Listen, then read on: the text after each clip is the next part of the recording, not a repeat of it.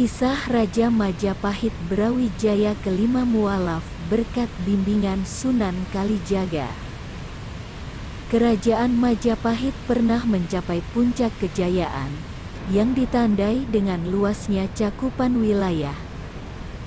Brawijaya naik tahta menggantikan ayahnya bernama Prabu Bratanjung, dan kemudian memerintah dalam waktu yang sangat lama, sejak putra sulungnya yang bernama Arya Damar belum lahir sampai akhirnya turun tahta karena ingin menyepi serta karena pertentangan internal kerajaan Majapahit. Bagi Brawijaya, Islam bukan sesuatu yang baru. Hal ini dibuktikan dengan hadirnya Ratu Dwarawati, permaisuri Brawijaya yang ternyata seorang muslimah dari Campa. Brawijaya diketahui memiliki banyak selir. Dari mereka lahir Arya Damar yang pernah menjabat sebagai Bupati Palembang, Raden Patah Bupati Demak, Batoro Katong Bupati Ponorogo, serta Bondan Kejawan leluhur Raja-Raja Kesultanan Mataram. Detik-detik akhir perjalanan hidup Prabu Majapahit menjelaskan bahwa Brawijaya V naik tahta menggantikan ayahnya bernama Prabu Bratanjung.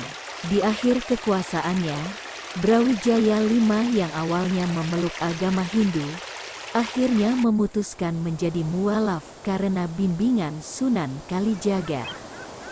Sebelum menjadi mualaf, Prabu Brawijaya kelima sendiri sesungguhnya sudah pernah bergerak hatinya akan memeluk agama Islam saat suatu waktu menjamu tamunya, Syekh Maulana Malik Ibrahim dan Raja Cermain di Istana Majapahit.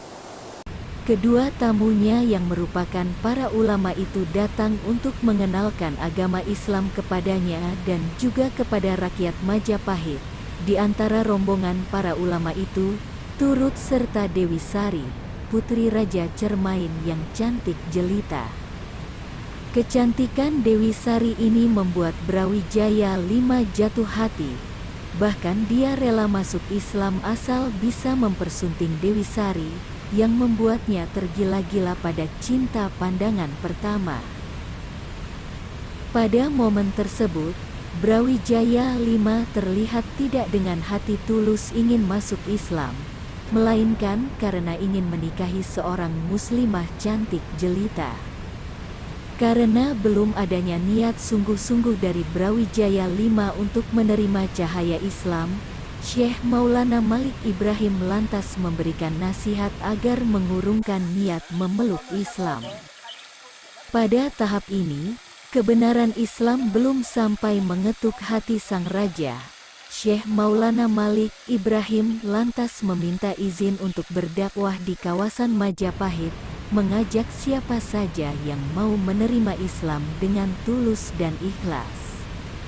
Ajakan memeluk Islam juga datang dari keluarga Istana Majapahit yang sudah mualaf, termasuk Ratu Dewi Dwarawati, anak-anaknya serta para selir.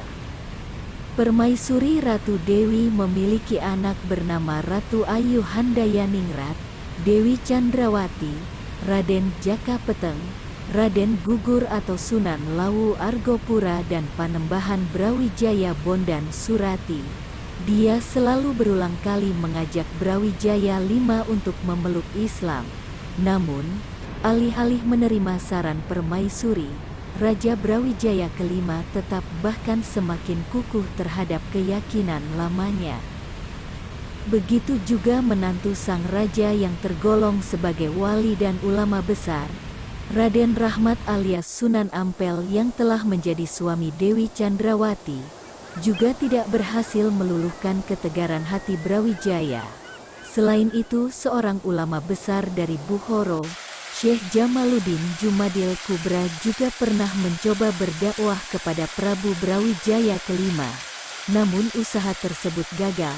Hal yang sama juga dialami Raden Arya Damar saat membujuk ayahnya memeluk Islam. Pangeran Jimbun alias Raden Patah, anak Brawijaya V dari selir Dewi Kian juga berusaha untuk menyadarkan ayahnya untuk masuk Islam. Raden Patah dikenal sangat peduli terhadap ayahnya, termasuk dalam hal agamanya. Dia seringkali berdakwah kepada ayahnya tanpa lelah meski tetap saja mengalami kegagalan. Kuatnya prinsip Prabu Brawijaya ini diduga kuat karena pengaruh kedua penasihatnya, Sabda Palon dan Naya Genggong. Keduanya dikenal sakti dan selalu mencegah Prabu Brawijaya untuk masuk Islam. Akan tetapi, Raden Patah tidak kurang akal. Sebagai Adipati Demak, dia meminta bantuan Sunan Kalijaga yang menjabat sebagai penasihat keagamaan di Keraton Demak Bintoro untuk berdakwah mengajak Prabu Brawijaya kelima masuk Islam. Salah satu alasannya, lantaran Sunan Kalijaga memiliki karomah dan kesaktian luar biasa, dia juga dikenal sangat menjawa dalam penyebaran agama Islam. Selain itu juga karena Sunan Kalijaga merupakan menantu Sunan Ampel karena sang Sunan ini menikahi Dewi Hafsah, putri Sunan Ampel dengan Dewi Chandrawati. Dengan demikian, Sunan Kalijaga juga masih tergolong sebagai cucu Prabu Brawijaya kelima. Dengan adanya hubungan keluarga ini, Sunan Kalijaga bisa percaya diri untuk mengajak kakeknya memeluk Islam.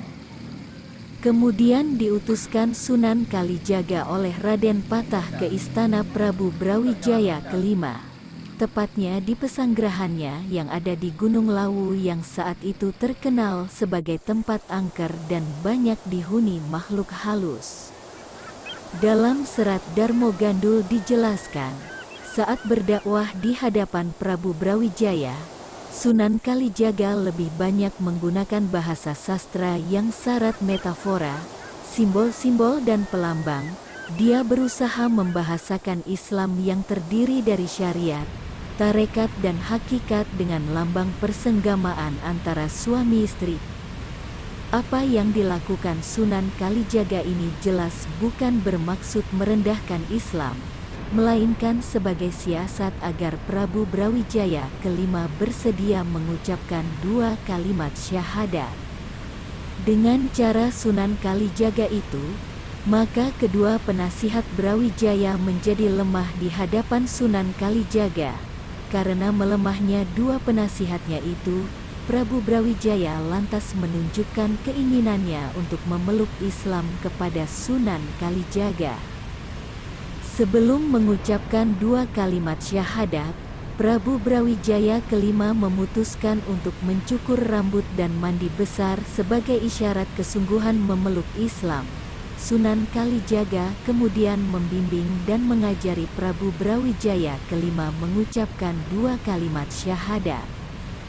Dengan mengucapkan dua kalimat itu, Prabu Brawijaya kemudian benar-benar memeluk Islam di hadapan Sunan Kalijaga. Dalam kesungguhannya bergulat dengan nilai-nilai spiritual Jawa yang dipadu dengan Islam itu, konon Prabu Brawijaya kelima sampai mengalami moksa atau hilang beserta raganya. Wallahu alam bishawab. Semoga bermanfaat. Terima kasih.